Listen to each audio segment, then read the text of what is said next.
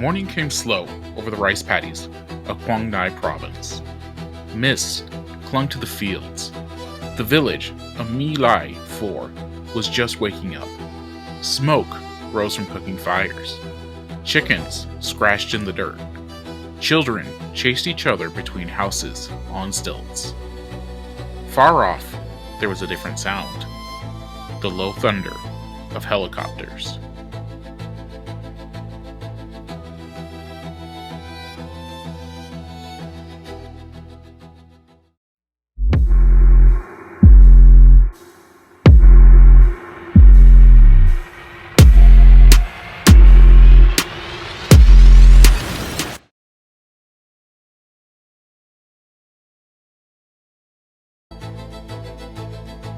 Inside one of those helicopters, a young American soldier shifted in his seat and tried to ignore the knot in his stomach.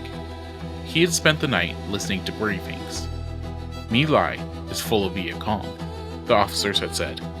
Anyone left in the village in the morning is the enemy. It sounded so simple on paper. Too simple. He replayed it in his head as the helicopter dropped lower. Everyone is the enemy, even the old, the young. That doesn't make sense. But the war hadn't made sense in a long time. Charlie Company had lost friends in landmines and ambushes they never saw coming. Anger simmered beneath the surface. Anger at the enemy, whoever they were, wherever they hid. The helicopter skids hit the ground with a jolt. "Move, move, move," someone shouted. The soldiers spilled out into the fields. They advanced on the village, fingers tight on their triggers, waiting for the snap of gunfire, the blast of a mine, something. Nothing came.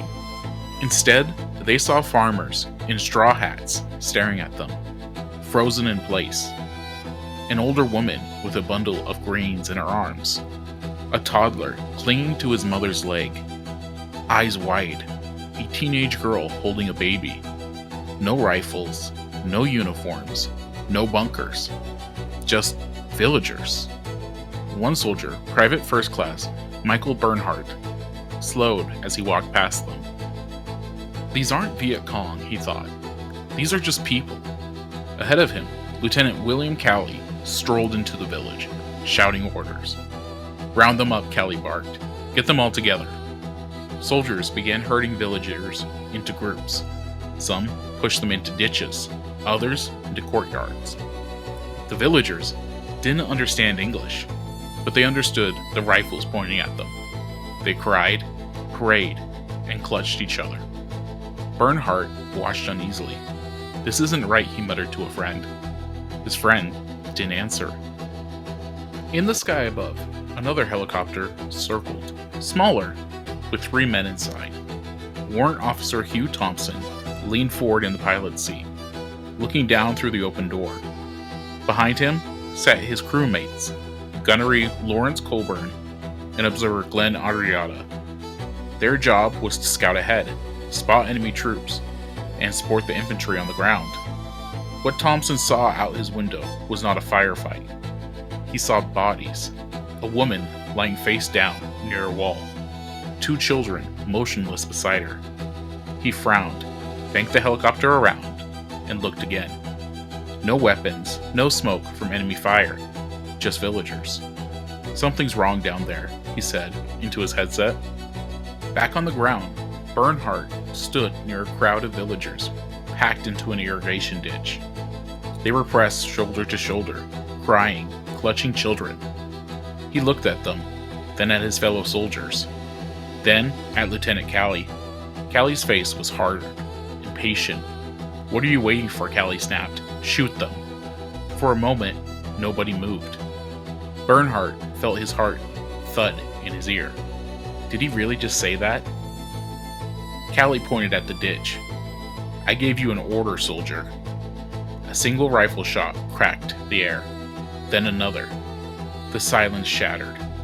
Some soldiers stepped forward and opened fire into the ditch. Villagers screamed. Bodies fell. Bernhardt stared in horror. "I'm not doing this," he said out loud, stepping back. "I'm not killing civilians." He lowered his weapon. A couple of soldiers near him hesitated. then also held their fire. Others turned away completely, walked off to search empty houses instead of joining in. They didn't make speeches, they didn't argue, they just refused. In a war zone, that quiet refusal was as loud as any shot. Up above, Thompson's voice was sharp now. "What the hell is going on?" he said, steering his helicopter towards the village. He saw a group of soldiers walking behind a woman with a child in her arm. When they passed, the woman and the child dropped to the ground, motionless. That was it for him. "We're going down," Thompson said, and he brought the helicopter in. He landed near a group of villagers huddled in fear, and between them and a line of advancing American soldiers. Dust swirled around the rotors. Villagers looked up, terrified, unsure whether this new machine meant rescue or death. Thompson jumped out and strode towards the nearest US troops. "What are you doing?" he shouted. "These are civilians." The soldiers looked at him, sweaty, tense, confused. The chain of command was a heavy thing, and the day had already crossed lines that should never have been crossed. Thompson turned to Colburn and Andretta. "I'm going to get these people out," he said. "If anyone opens fire on them, you fire on the Americans. Do you understand?" There was a brief pause, the kind where a person decides who they are. Colburn swallowed. "Yes, sir." Andretti nodded. They had just agreed to point their weapons at their own side, if it meant protecting unarmed villagers. Thompson moved quickly now, waving to the villagers, trying to show with gestures that he wanted to help. Some were too terrified to move. Others clutched their children and ran for the helicopter, guided by Colburn and Andretta. Come on, Colburn called, motioning them towards the aircraft. They loaded as many as they could, women, children, old men shaking with fear. Thompson lifted off, flew them to a safer area, unloaded them, and then turned around and went back, again and again. Down below, in other parts of the village, shooting continued. Some soldiers fired. Others deliberately fired wide, into the air or the ground. A few hit villagers in ditches and behind buildings, quietly waving them away from danger. The same uniform, the same war, but different choices. When the gunfire finally stopped, the village of My Lai 4 was shattered. Bodies lay in ditches, in homes, in fields. Smoke hung in the air. The earth was wet and dark. The official report would call it a victory. Enemy body count, over 100. But the truth was different. Bernhardt knew. Thompson knew.